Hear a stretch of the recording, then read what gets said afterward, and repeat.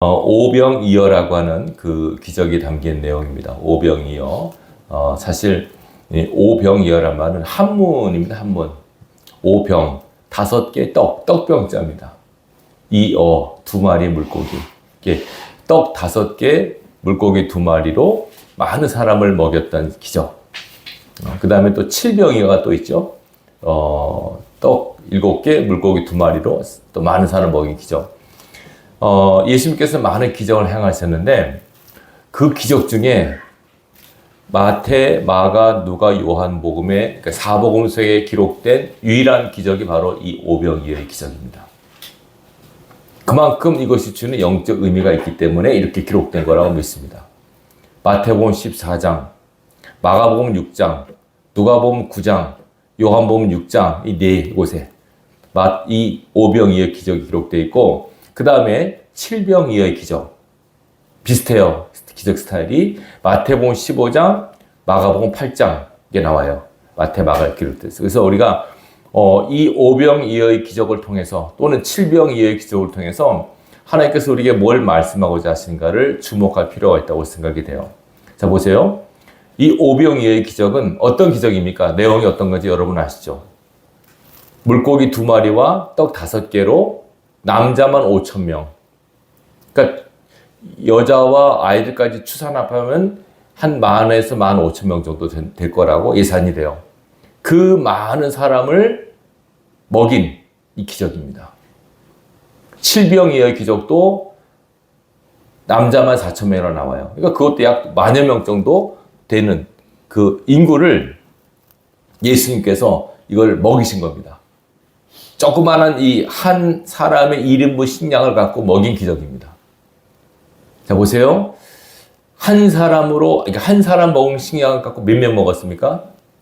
10,000명. 많으면 15,000명. 그러면 이게 몇 배입니까, 여러분? 몇 배일까요? 뭐, 계산합니까? 10,000배죠, 10,000배. 아, 머리가 안 돌아가십니까? 졸리세요? 한 사람 먹을 식량으로 10,000명이 먹었어요. 그럼 몇 배예요, 이게? 10,000배죠. 30배, 60배, 100배 있고 신명기 보면 1000배가 나오는데 이거는 몇 배예요? 10,000배로 불어나는 기적입니다.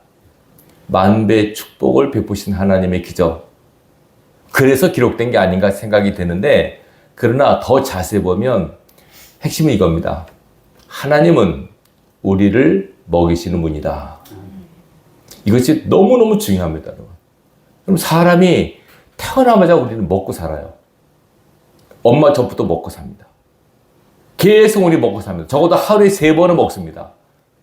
뭐 2번 먹는 분도 있고 뭐 있지만 보통 아침, 점심, 저녁 먹고 삽니다. 평생 먹고 삽니다, 우리는. 먹고 산다는 게 얼마나 중요한 거냐면 여러분 다 그러잖아요. 그렇게 해서 어떻게 먹고 살아? 뭐라도 먹고 살아야지. 목구멍이 포도청이야. 우리 입에서 다 그런 말 하죠. 먹고 사는 게 그렇게 중요해요. 얼마나 중요한가 하냐면 예수님께서 주기도문에서 뭘 기도하셨어요? 먹을 양식을 달라고 기도하라고 그러셨어요. 이게 없으면 안 되니까. 먹지 않으면 죽어요, 우리가. 이게 영적으로 얼마나 중요한가 하냐면 창세기 1장에 보면 하나님께서 인간을 만드신 다음에 복을 주세요. 생육하고 번성하여 땅에 충만하라, 땅을 정복하라, 모든 것들을 다스리라 하시면서 1장 29절에 보면 내가 너에게 모든 씨 맺는 채소와 과일을 먹거리로 주노라. 인간을 만드신 다음에 먹을 걸 주셨어요. 이해되시겠죠? 그만큼 먹는 건 창세기 1장에 나오는 거예요. 인간을 먹이신 하나님. 그렇기 때문에 사단이 이렇게 틈타요. 사단이 이걸로 틈타요. 아담과 하와가 뭘로 범죄했습니까? 먹는 걸로 범죄했어요. 먹는 거. 잘 먹으셔야 돼요, 여러분. 잘못 먹으면 큰일 납니다. 먹는 게 그만큼 중요합니다. 무엇이 들어가느냐 중요합니다. 사단이 예수님을 시험했습니다. 광야에서 시험했죠. 예수님 사역 초기에. 엄밀히 말하면 예수님의 사역은 사단의 시험으로부터 시작이 돼요. 사단이 3가지 시험을 합니다. 제일 첫 번째 시험은 뭡니까? 돌을 떡으로 만들어 먹어라. 이게 그만큼 중요하기 때문에 하나님께서 중요하다고 여기시기 때문에 사단도 그걸 틈타고 비집고 들어옵니다. 여러분들이 먹는 게 얼마나 중요한가 하는 것을 생각하시기 바랍니다. 먹는 게. 예수님께서 뭐라고 하셨습니까? 성찬식 하시면서 떡을 떼면서 이것은 내 살이니 뭐 하라고 그랬습니까? 먹어라. 포도주는 내 피니 마셔라. 이걸 먹고 마시지 않으면 나와 상관이 없다. 라고 말씀하셨습니다. 그래서 이 오병이어가 우리에게 주시는 교훈은 많아요. 영적으로 많은데 가장 중요한 건 이겁니다. 하나님은 우리를 책임지시는, 우리의 먹고 마시는 것을 책임지신 하나님이시다. 라고 하는 것을 교훈한 겁니다. 광야 40년 동안 그들이 아무것도 안 했다고 말씀했죠. 근데 그들이 먹고 마셨습니다. 굶어 죽은 사람은 없습니다. 그렇잖아요. 옷이 헤어지지도 발이 부르트지도 않다고 말씀하셨어요. 굶어 죽은 사람은 있어요, 없어요? 한 200만 명이 40년 동안 아무것도 안 하고 한 사람도 굶어 죽지 않았습니다. 뭐 병 걸려 죽고 뭐 나이 들어 죽은 거 있지만 배고파서 굶어 죽었다는 기록은 없습니다. 하나님은 우리를 먹고 사는 걸 책임지십니다. 이거 하나만 믿어진다면 여러분 무엇을 먹을까, 무엇을 마실까, 뭐 하면 안 됩니까? 염려하면 안 됩니다. 그래도 염려하니까 예수님께서 하지 말라고 하신 거 아닙니까? 하도 답답하니까. 봐라, 하나님 너를 책임지신다. 먹고 마시는 게 책임지신 분이야. 세상 사람도 모르겠지만 하나님의 백성은 하나님 책임지세요. 그리고 너희는 그런 거 걱정하지 마라. 그렇게 말씀하셨는데 또 모르니까 하늘의 새를 봐라, 뭐 들의 풀을 봐라. 누가 먹이고 누가 키우시느냐? 하나님이 아시냐? 하물며 너일까 보냐? 그러니까 먹고 마시는 거 너무너무 중요해요. 너무너무 중요하니까 하나님이 너무너무 책임지시는 거예요. 사단도 이게 중요한 이거 갖고 틈을 타요. 여러분 이스라엘 백성이 하나님의 구별된 백성을 표시하는 표가 뭐였어요? 먹는 겁니다. 먹어서는 안 되는 거, 먹었으면 되는 거. 먹는 걸로 구별하셨습니다. 그래서 이 오병이의 기적도 그렇게 중요한 기적이에요. 근데 보세요. 예수님께서 많은 기적을 행하셨는데 이 기적마다 거의 많은 부분에 기적을 행하는 동기가 있어요. 오늘 설교 제목입니다. 뭡니까? 불쌍히 여기사. 따라하십시다. 불쌍히 여기사. 이게 주님이 기적을 행하시는 동기입니다. 불쌍히 여기사. 불쌍히 여기시는 하나님. 예수님께서 마음에 불쌍히 여기실 때 기적이 일어납니다. 불쌍히 여긴단 말은 헬라어로 스플랑그니조마이란 말입니다. 좀 어렵죠? 스플랑그니조마이. 이게 뭐냐면 창자가 끊어지는 것 같은, 속이 뒤집어지는 그런 고통을 이렇게 표현합니다. 그래서 이 스플랑그니조마이를 영어로 컴패션이라고 번역했습니다. 여기 불쌍히 여기사라는 말이 나오잖아요. 이것을 영어로 어떻게 번역했다고요? 컴패션. 이거 하나 아세요? 컴패션 따라서 컴패션. 컴패션. 컴패션을 단지 뭐 차임표 신이나 부가 그거 있잖아요. 그거 하잖아요. 컴패션 있잖아요. 그거. 컴패션이라는 말은 합성어예요. 컴, 패션 두 가지. 컴이란 말은 함께, 더불어. 패션이란 말은 고통, 아픔의 뜻이에요. 그러면 이 컴패션이라는 건 어떤 뜻일까요? 고통을 함께 한다. 고통을 함께 나눈다는 뜻이 컴패션이에요. 스플랑그디조마이. 어떤 사람이 아프면 그 아픔이 내 아픔으로 전달이 되는 거예요. 어떤 사람이 힘들면 그 사람의 힘듦이 나에게 똑같이 전달이 돼요. 어떤 사람이 슬프면 그 슬픔이 나에게도 전달이 되는 거예요. 내 슬픔처럼 내 아픔처럼 여겨지게 되는 것이 스플랑그디조마이 컴패션이라는 뜻이에요. 이것이 성경은 불쌍히 여기신다라고 번역이 되어 있어요. 주께서 우리를 보실 때 불쌍히 여기실 때 그때 바로 뭐가 일어나요? 기적이 일어나요. 스플랑그디조마이라는 동사가 쓰였을 때 뒤에 따라 나오는 단어들이 몇 가지가 있어요. 첫째는 주다. 또 하나는 치료하다. 또 하나는 풀어주다. 이런 단어들이 나와요. 치료하다 알죠? 풀어주다 알죠? 그 다음에 베풀어주다. 이 주는 거. 오늘 여기서는 주는 기적이 나와요. 베풀어주는 기적. 자, 그럼 보세요. 불쌍히 여기사라는 그 주님의 마음. 이것이 다시 말하면 예수님께서 동하셨을 때 기적이 일어나게 돼 있다는 거죠.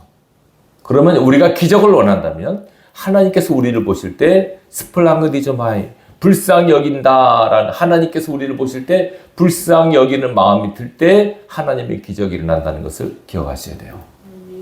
이해되시겠죠? 무슨 말씀인지. 자, 그러면 보세요. 오늘 여기서 우리가 생각할 게 그러면 하나님께서 예수님께서 어떤 상황에서 이 불쌍히 여긴다 마음이 드셨을까? 제가 마태복음 14장, 또 마태복음 15장, 마가복음 6장 요 세 곳을 찾아서 보겠습니다. 마태복음 15장은 칠병이에요. 근데 상황은 다 비슷비슷해요. 네. 근데 보십시다. 제 첫 번째 마태복음 마가복음 6장을 먼저 찾아보십니다. 마가복음 6장 이게 오병이어의 똑같은 내용입니다. 근데 마가복음 6장 조금 이렇게 기록되어 있어요. 마가복음 6장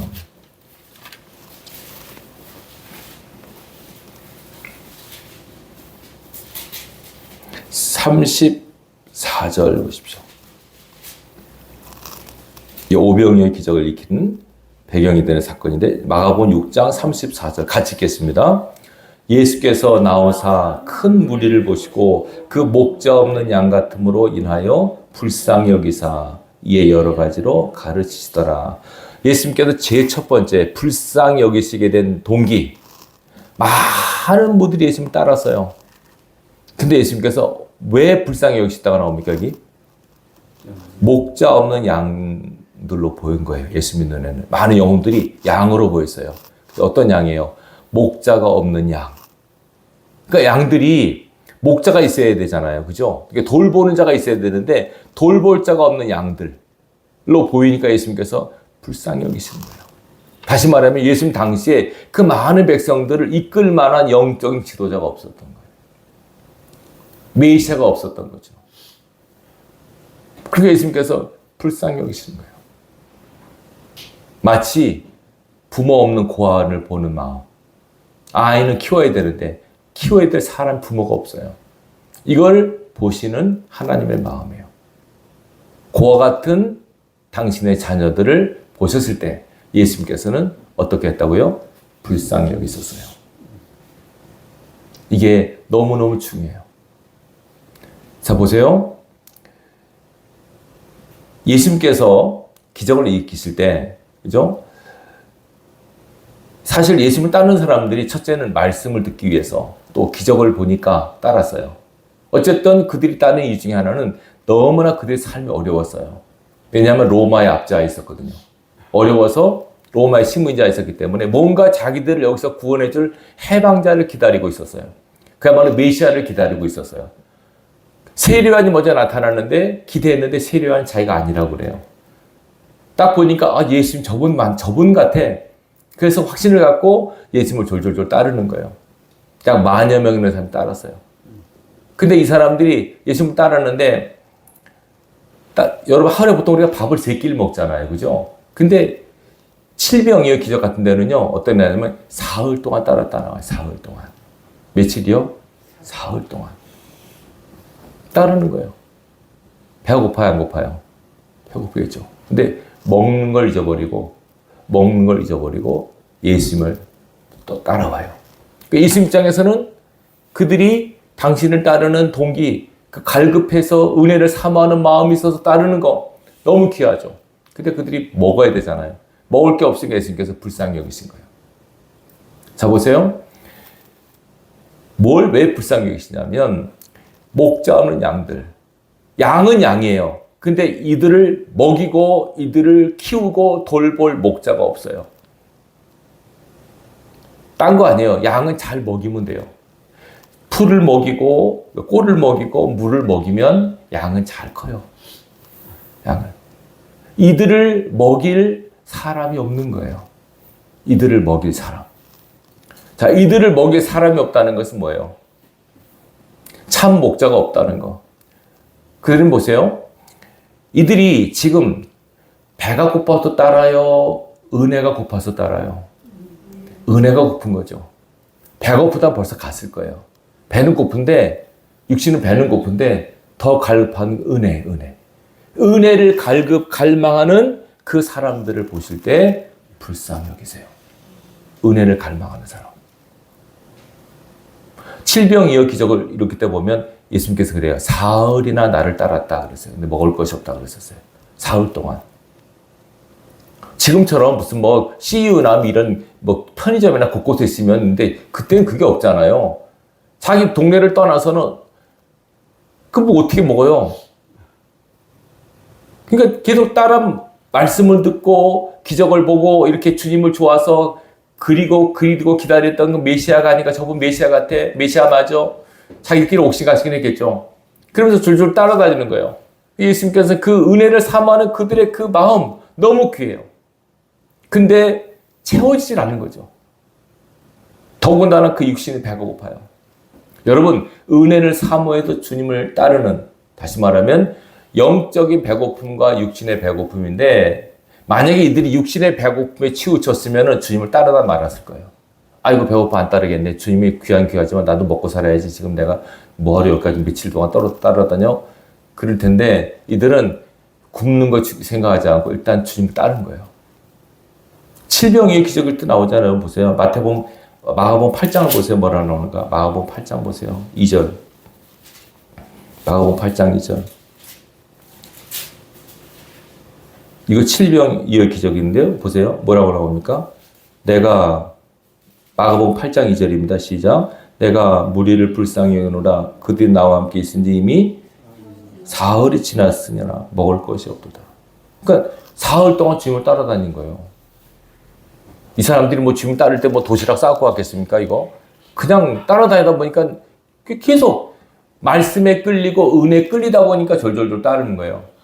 이걸 너무 귀하게 보세요.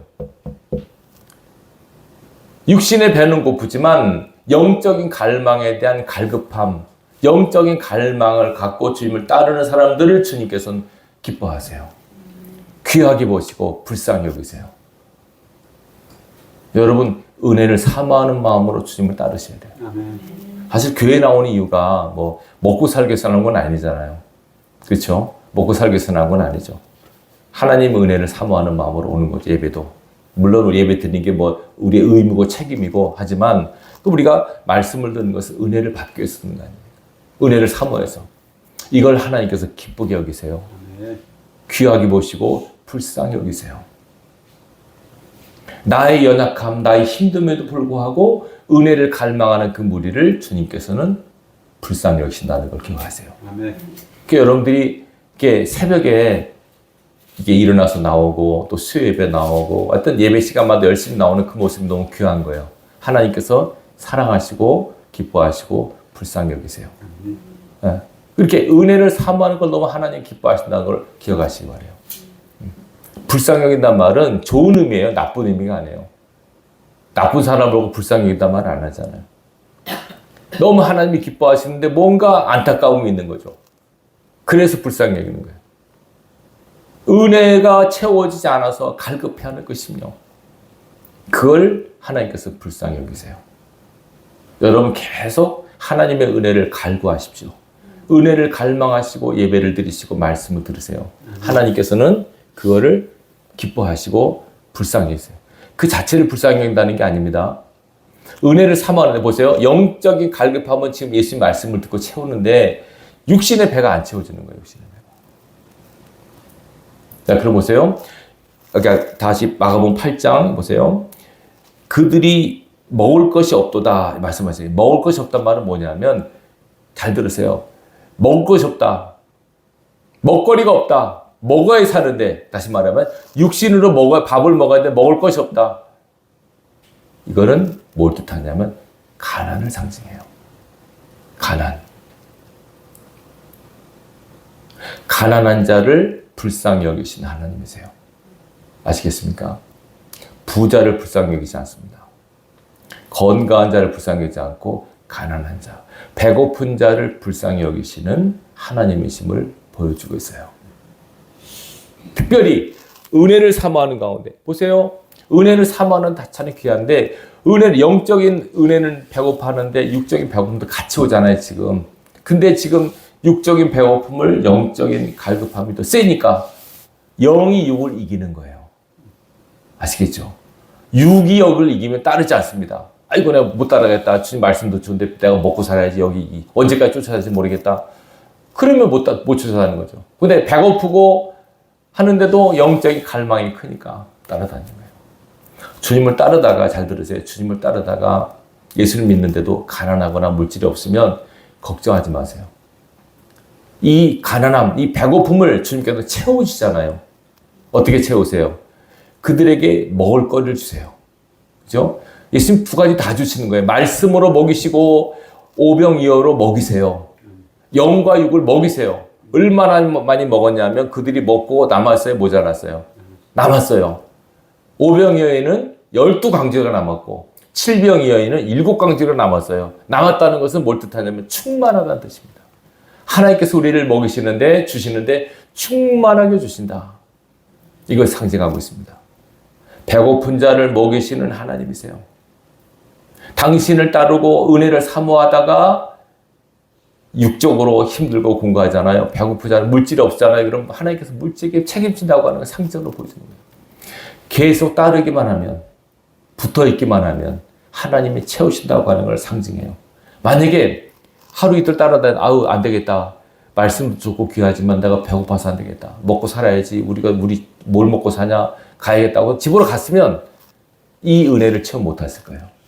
끝까지 여러분 주님을 따라서 공급하시는 하나님의 손길을 체험할 수 있기를 주님의 이름으로 축원합니다.